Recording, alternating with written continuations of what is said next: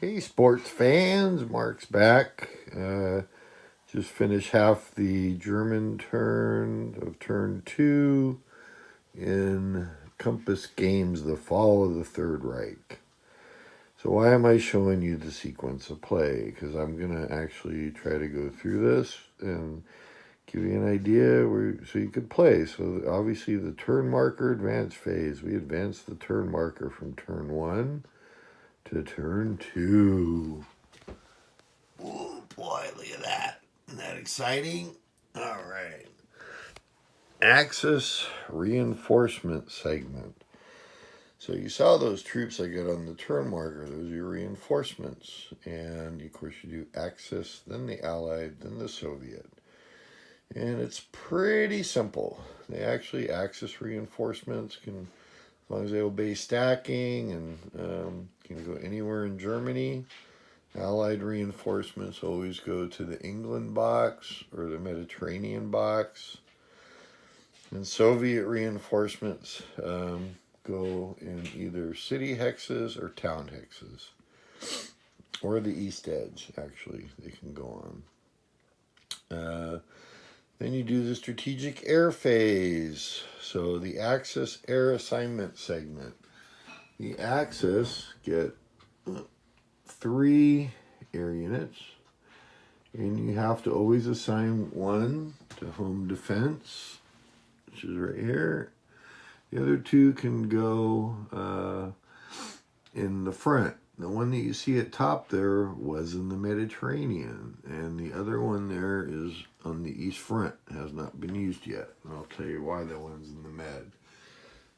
Then next up is the Allied Air Assignment segment, and they have turn 2. They still have the Bomber Command from England, so that got assigned to factory bombing, and I will explain what that does in just a second. So then after that, as you see, go to the replacement phase, and voila, Allied Factory Bombardment segment. So it's a die roll.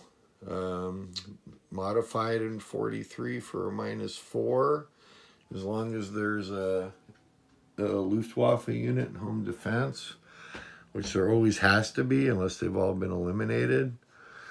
And you roll a die, and if the total with the -4 is negative, then that kills Bomber Command, and he goes in the England box or the Allied eliminated box, and there's no effect.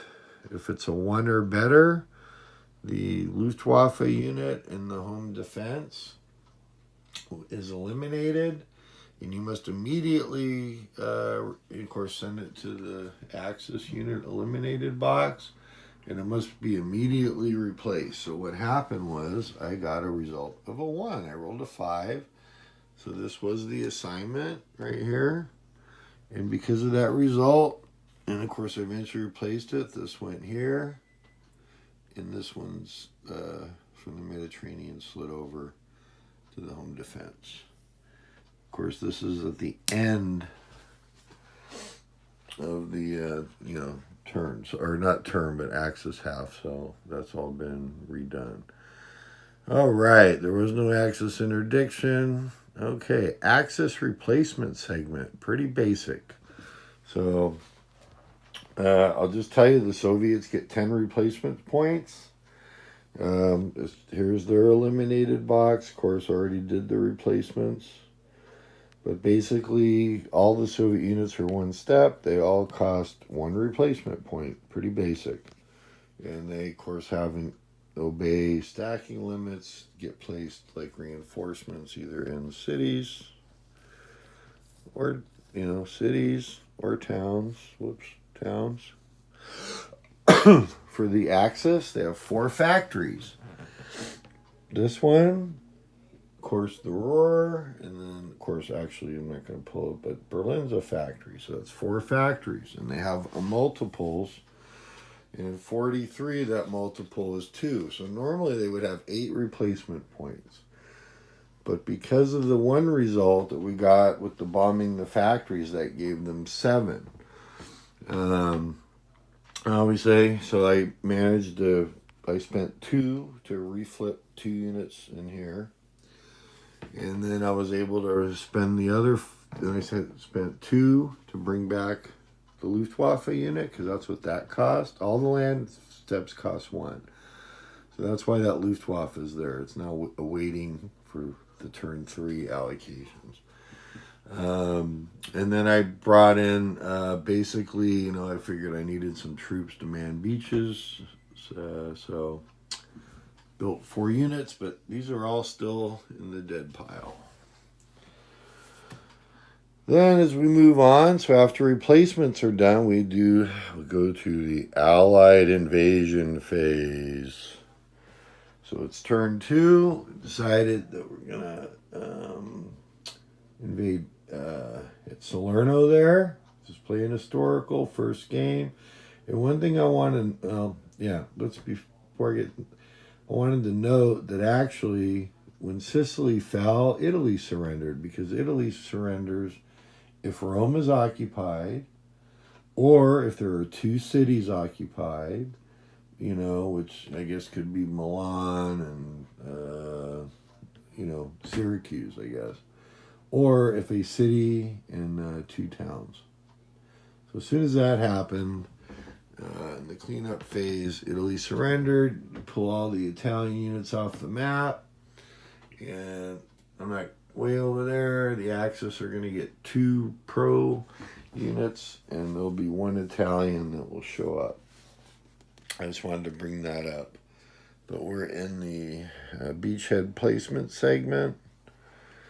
So like I said, I wanted to land at Salerno. It's an Allied beachhead, so that allows you to use both Commonwealth or British Commonwealth and U.S. forces on the same beach. 43 they can stack 2, 44 they can stack up to 4 units. So they had 2 plus the 2 paratroopers, which were back here. You do some modifiers on the table. It's pretty simple. Let's see here. And you roll. I want to show you the table. Let's see here. So, invasion results. So, needless to say, I dropped both airborne units. So, it was the terrain that Salerno is actually rough. So, that was a -1. Italy, I believe I got the timing right. So after there's no effect, +2 for paratroopers, and they were within Allied air range. So needless to say, the die roll gave them an overwhelming success. So what an overwhelming success did was it allowed me to land and then immediately attack an adjacent unit. And at that point, I hope I'm pointing at the right hex, everything landed here. And minus the paratroopers, they were able to advance, but they couldn't go, and the Hermann Goering was here. So we attacked, got a defender retreat. I think it was the Hermann, no, maybe it was the 2nd SS. Anyways, I got I believe, a defender retreat. So they retreated, and advance the Americans. And that's Naples, by the way, the hex I'm pointing at. Which, by the way, now has a chafe unit in it, and it's a time 4. And the chafe I put in there's a 3. What's the impact of that? That's where the Allies trace supply to. And in Naples is ×4. So that means it will supply any hex within 12 hexes, which will be plenty to supply me for the Italian campaign. So that happened. And then, after the invasions happened, and I hope this is helpful. I don't know, maybe the video's too long, but I'm having a good time doing it. So, hey. So then we did the OKH. As you can guess, if I had bombed the oil, that might impact that. And I think I explained that in my last video. But basically, if the Axis gets 7 points to spend. They have OKW and OKH units, which they can spend up to 7 points. They're numbered 1 through 4. It's 7 altogether. So, for example, you could buy a 4 for the Eastern Front and a 3, or for the Western Front, that's your 7, or any combination. And what those markers do is you can only have combat, you can only move non-mech units out of a ZOC if they are in range of a unit, OKW, OKH marker. You can only attack if you're within range, and you can only do exploitation movement. Once again, you can only move non-mech units in operational movement out of a ZOC if they're within range. So you can only do combats in range, and only can do exploitation in range. So what's the range? Well, say you have a 4, and I'm not going to pull the unit that has a 4 on it. And if it was placed in a city, Venista is a city as an example, and the 4 OKH was there, anything within 8 hexes, that's in command. I'm probably going to butcher this. Jitmore is a town. That means a 4 would be within 4. So that would be it. So after that, the Axis do operational movement segment, and then their combat. So actually for turn 2, I did no Axis attacks. Spent my time shuffling units around. Of note, when you do operational movement, as long as you're in supply and don't start in or ever move adjacent to an enemy unit, your movement is doubled. And what's interesting is all the terrain basically cost 1. There might be some exceptions. They're an operational movement. It's an exploitation where things cost extra. And there's a little bit of extra stuff for operational, but you got to pay attention to that. All right. So then, this was pretty eventful turn. We're almost done for this video.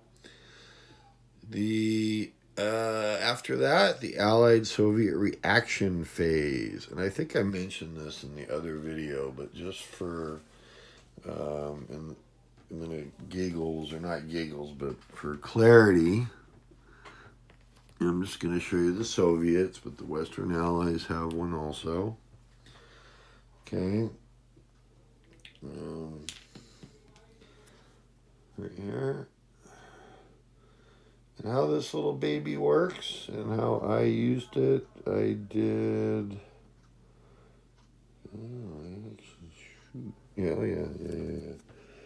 There was a stack here, but you can place it in any empty hex, and then following any restrictions, you can move units towards it.